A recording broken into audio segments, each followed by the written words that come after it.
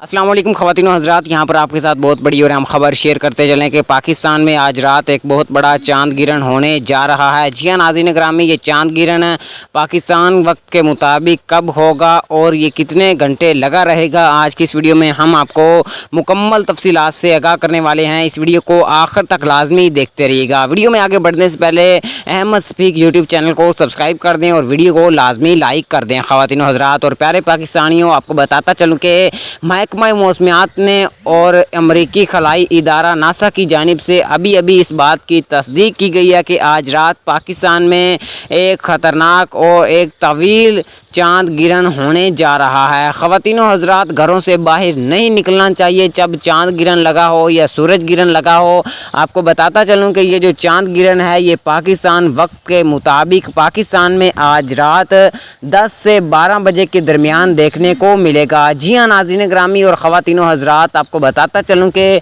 ये अभी रिपोर्ट मिली है महकमा मौसमियात की जानिब से।